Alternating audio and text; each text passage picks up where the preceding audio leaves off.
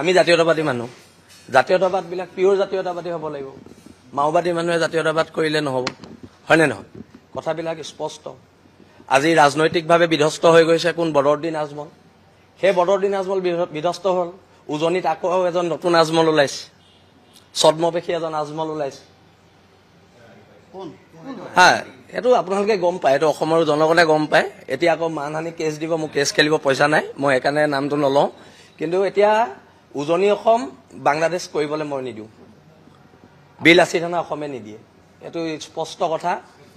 আৰু উজনি অসমত জাতীয়তাবাদৰ ধ্বজা উৰিব আৰু আমি আছো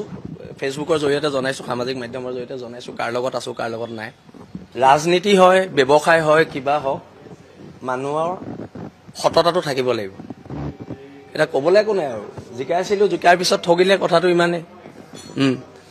আৰু তাত আমাৰ কবল নাই আমি অখিল গগৈ চল ঠিকা বিচাৰি যোৱা নাই আৰু ভৱিষ্যতলৈও নাযাওঁ আমাৰ আত্মসন্মান আছে আত্মসন্মানৰ জৰিয়তে থাকিম শুভেচ্ছা চবলে আছে এতিয়া যেহেতু বিলাসী থানাৰ সত্তাটোক অপমান কৰিছে মই বিলাসী থানা এজন সাধাৰণ সৈনিক কিন্তু মই দায়বদ্ধ অখিল গগৈৰ ওচৰত নহয় মই বিলাসী থানা সৈনিকৰ ওচৰত দায়বদ্ধ আপাৰ আসামত উজনি অসমৰ মানুহে চাই আছে কোনে কোন জায়গাত গৈ যদি নিজৰ মানুহখিনিৰ মাজত মানুহৰ গ্ৰহণযোগ্যতা নাথাকে যদি বাংলাদেশী মূলৰ মানুহখিনিৰ মাজত গৈ ৰাতি 12টা বজাত জয় অসম চিঞৰি থাকে তেতিয়া অসমৰ জনগণে উজনি অসমৰ খিলঞ্জীয়া জনগণে হেতু কেতিয়াও বিশ্বাসত নলয় আমি বাংলাদেশী বিৰোধী মানুহ উজনি অসমৰ মানুহ এটো কোৱা নাই যে নামনি অসমৰ মানুহ সমৰ্থক বুলি কিন্তু উজনি অসমখন আমি নামনি অসমৰ আজি যেটো অৱস্থা হৈছে আমি উজনি অসম হেতু অৱস্থা হ'বলৈ নিদিও নচ গৌৰৱ গগৈক ভোট দিবলৈ আহ্বান জনাইছিলো প্ৰথম মই জাতীয় সংগঠনৰ হিচাপে কিন্তু এতিয়া মুখ্যমন্ত্ৰীয়ে কৈছে যে গৌৰৱ গগৈ পাকিস্তানৰ এজেন্ট পাকিস্তানৰ সম্পৰ্ক আছে এটো দেশৰ ৰাষ্ট্ৰীয় নিৰাপত্তাৰ লগত জড়িত বিষয় গৌৰৱ গগৈয়ে এখন সংবাদমেল দিয়ক আৰু কৈ দিয়ক তেওঁ পাকিস্তানলৈ যোৱা নাই বুলি মোৰ বিশ্বাস তেওঁ নাই যোৱা যদি নাই যোৱা তে কৈ দিলে হয় মই পাকিস্তানলৈ নাই যোৱা কাহিনী শেষ তাত সব এজন বিধায়কে যেতিয়া এটাও জিলা পৰিষদ জিকাব নোৱাৰে মানে গণভিত্তি কমিছে আগতকে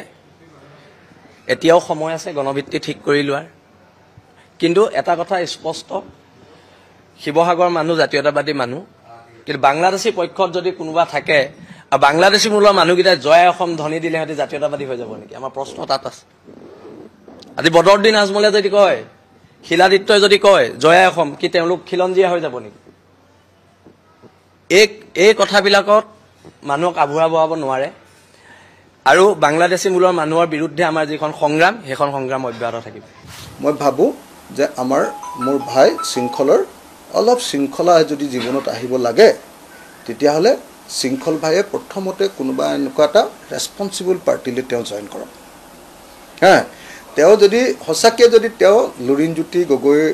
লগত লগ লাগি যাব পাৰে মই খুব সুখী হ'ম আৰু লুৰিণজ্যোতিৰ পাৰ্টিৰ পৰা যদি মোৰ বিৰুদ্ধে ইলেকশ্যনত উঠে তেতিয়া হলে মই তেওঁক আদৰণি জনাম আৰু মই আপোনালোকক এটোও কথা কৈ দিছো যে লুৰিণহতে যদি মোৰ বিৰুদ্ধে শৃংখলক উঠায়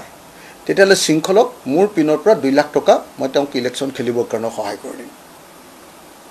কাৰণ মই শৃংখল ভাই ভাল হোৱাটো বিচাৰো মোৰ ভাই এটাই যদি হসাকে এনেকুৱা ধৰণৰ এটা স্থিৰ সিদ্ধান্ত ল'ব পাৰে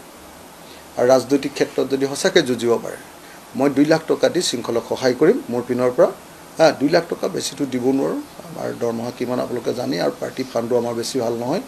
বেছি পাৰিলে দিলোহেতেন কিন্তু 2 লাখ টকা এটা দি মই সহায় কৰিম যেদিনাই সি নমিনেশ্যন দিব মই ঘৰত গৈ তাক 2 লাখ টকা এটা দি সহায় কৰিম আৰু যেদিনাই সি লুৰিণজ্যোতি গগৈ পাৰ্টিত যোগদান কৰিব সেদিনাই মই তাক ৰাজহুৱাকৈ অভিনন্দন জনাই ফেসবুক পোষ্ট দিম আৰু আপোনালোকৰ সাংবাদিককো মাতি আনি তেওঁ শুভেচ্ছা জনাম আৰু অভিনন্দন জনাম যে তেওঁ অন্তত এটা পাৰ্টিত সোমালে ৰেসপন্সিবল হ'ব এতিয়া